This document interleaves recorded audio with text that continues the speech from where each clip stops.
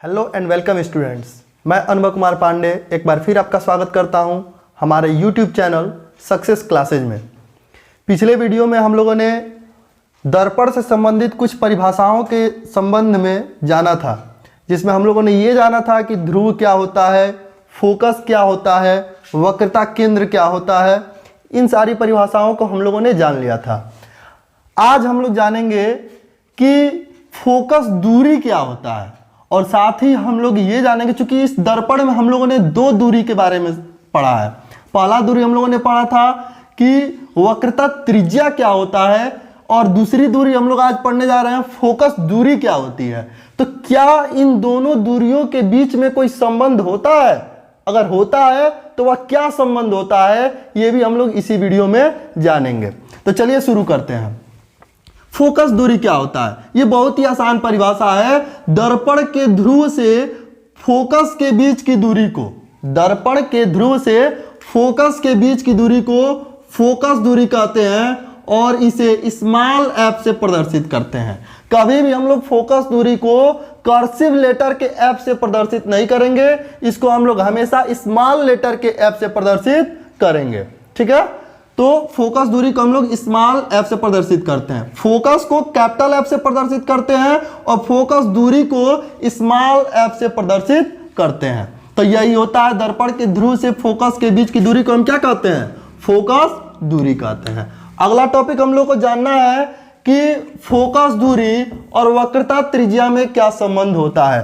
What is the relation between focus distance and radius of curvature, यानी कि focus दूरी और वक्रता त्रिज्या में संबंध। फोकस दूरी क्या होता है? फोकस दूरी होता है दर्पण के ध्रुव से फोकस के बीच की दूरी। वक्रता त्रिज्या क्या होता है? दर्पण के ध्रुव से उसके केंद्र के बीच की दूरी को हम लोग वक्रता त्रिज्या कहते हैं, और उसे हम लोग कैपिटल आर से प्रदर्शित करते हैं। तो चलिए अब हम लोग इसमें संबंध निकालते हैं कि इस फोकस दूरी में और वक्रता त्रिज्या में क्या संबंध होता है। तो चलिए, संबंध बनाने से पहले हम लोग एक करेंगे। जब कोई हम लोग मुख्य अक्ष के समांतर किरण लेते हैं तो वह कहां से जाता है? वह फोकस से होकर के जाता है, या इसको हम लोग उल्टा भी कह सकते हैं। फोकस के परिभाषा में हम लोगों ने पढ़ा था कि फोकस की परिभाषा क्या होती है? मुख्य अक्ष के समांतर आने वाली प्रकाश की किरण दर्पण से परावर्तन के पश्चात जिस बिंदु से होकर जाती है या जिस बिंदु से आती हुई प्रतीत होती है, उसे हम लोग फोकस कहते हैं। यहाँ पे हम लोगों ने अवतल दर्पण लिया है, तो अवतल दर्पण में क्या होता है? मुख्य अक्ष के समांतर आने वाली प्रकाश की किरण दर्पण से परावर्तन के पश्चात जिस बिंदु से जाती है उसे हम लोग फोकस कहते हैं। तो ये हो गया फोकस। मुख्य अक्ष के समांतर जो किरण आएगी वो कहां से जाएगी? वो फोकस से होकर के जाएगी।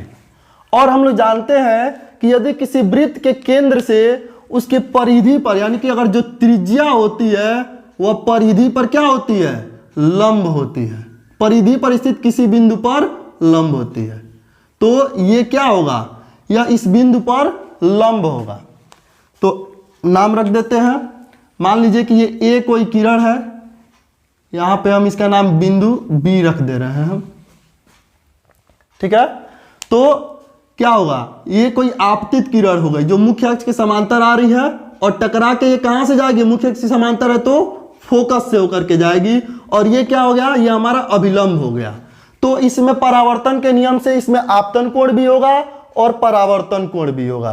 तो एंगल ए बी सी हमारा आपतन कोण है, जिसे हम लोग आई से दिखाते हैं, और ये जो एंगल सी बी एफ है यह हमारा बना है परावर्तन कोण। एंगल सी बी एफ क्या है?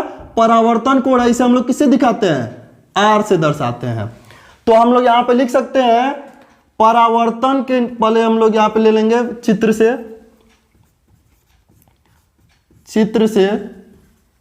और यहां पे फिर लिखेंगे परावर्तन के नियम से। परावर्तन के नियम से क्या हो जाएगा? जो एंगल ए बी सी है, एंगल ए बी सी वह बराबर होगा किसके? एंगल सी बी एफ के, एंगल सी बी एफ के। क्यों? क्योंकि परावर्तन का दूसरा नियम कहता है कि आपतन कोण परावर्तन कोण के बराबर होता है। चलिए, तो ये हो गया। और यहां पे हम लोग एकांतर कोण से देखेंगे। एकांतर कोण, जब दो समांतर रेखाओं को एक तिर्यक रेखा काटती है तो एकांतर कोण क्या होते हैं? बराबर होते हैं। देखिए यहां पर ये मुख्य अक्ष है और इसके समांतर ये किरण आ रही थी, तो ये दोनों समांतर रेखा हो गई, जिसको ये बीसी कोई तिर्यक रेखा मान लीजिए क्या कर रही है? काट रही है। तो ये हो गया तुम्हारा क्या? आपतन कोण आई था, तो ये भी क्या होगा? आई होगा। किससे? एकांतर कोण से। तो यहां पे हम लोग लिखेंगे एकांतर कोण से जो एंगल ए बी सी है वह किसके बराबर होगा? एंगल बी सी एफ के, एंगल बी सी एफ के बराबर होगा। किससे? एकांतर कोण से। अब देखिए, अगर इसको हम लोग इक्वेशन फर्स्ट मान लेते हैं, इसको सेकेंड मान लेते हैं, तो इन दोनों से क्या हो जाएगा? समीकरण 1 व 2 से क्या हो जाएगा? एंगल सी बी एफ बराबर हो जाएगा किसके? बी सी एफ के। यानी कि एंगल सी बी एफ जो है, सी बी एफ, ये आर किसके बराबर होगा? बी सी एफ के। बी सी एफ के ऐसे भी आपतन कोण परावर्तन कोण के बराबर होता है, तो इससे भी वो या आई और आर दोनों क्या हो जाएंगे? बराबर हो जाएंगे। या फिर हम लोग इस समीकरण के माध्यम से भी, इन दोनों शर्तों के हिसाब से भी हम लोग कह सकते हैं कि यह दोनों कोण क्या है? आपस में बराबर है। अब हम लोग क्या देखेंगे? अब हम लोग लेते हैं त्रिभुज बी सी एफ को।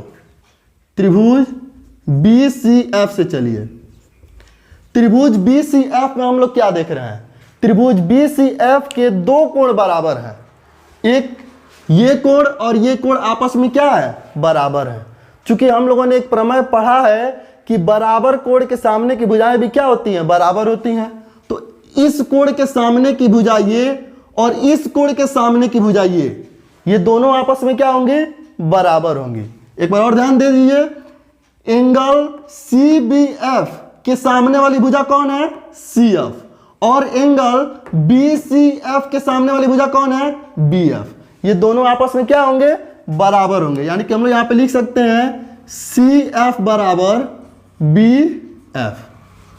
सी एफ बराबर बी एफ किससे आया है? त्रिभुज बी सी एफ से आया है। त्रिभुज बी सी एफ से दो बराबर कोण है, तो यह कौन सा त्रिभुज होगा? समद्विबाहु त्रिभुज होगा। दो कोण बराबर है तो इसकी दो भुजाएं भी बराबर होंगी, अतः यह एक समद्विबाहु त्रिभुज है। और इसकी कौन कौन सी भुजाएं बराबर होंगी? इस कोण के सामने की भुजा ये और इस वाले कोण के सामने की भुजा ये। अब एक यहां पे कंडीशन है, यहां पर यदि ये जो बिंदु B है, यदि बिंदु B बिंदु P के बहुत निकट हो, बिंदु B बिंदु P के बहुत निकट हो, बहुत निकट हो, तो हम लोग क्या कह सकते हैं?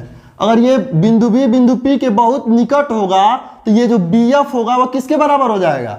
PF के बराबर हो जाएगा। अर्थात हमारा जो BF होगा वह बराबर हो जाएगा किसके? PF के। कब होगा? याद रखिएगा, जब बिंदु B क्या होगा? बिंदु P के बहुत निकट होगा। क्योंकि हम लोग जितना निकट आएंगे यह दोनों दूरी लगभग क्या होने लगेंगी? बराबर होने लगेंगी। अतः जब बिंदु B बिंदु P के बहुत निकट होगा तो BF किसके बराबर होगा? PF के बराबर होगा। तो अब हम लोग यहाँ पे BF के जगह पे क्या लिख देंगे? PF लिख देंगे। अतः इसको 3 मान लीजिए। अतः CF बराबर क्या हो जाएगा? PF। किससे? समीकरण 3 से। अब देखिए, इससे हम लोगों ने ये दिखा दिया कि ये जो CF है और ये जो PF है ये दोनों आपस में बराबर है। यानी कि ये दूरी और ये दूरी आपस में क्या है? बराबर है। यानी कि यहां से हम लोग ये कह सकते हैं कि अगर ये जो पूरा डिस्टेंस है CP, ये जो पूरा डिस्टेंस होगा सीपी या किसके बराबर होगा, इस पीएफ के 2 गुने के बराबर होगा। क्यों बराबर होगा, एक बार और देख लीजिए। मान लीजिए कि ये पीएफ है, ये सीएफ है, पीएफ और सीएफ को दोनों को जोड़ेंगे तो क्या बनेगा, सीपी बनेगा। चूंकि यह डिस्टेंस इस डिस्टेंस के बराबर है, अतः अगर इसी को हम 2 बार जोड़ दें, पीएफ को 2 बार जोड़ दें तो पूरा किसके बराबर होगा, सीपी के बराबर होगा। यानी कि जो सीपी है यह किसके बराबर है, 2f के बराबर है, सॉरी 2pf के बराबर है।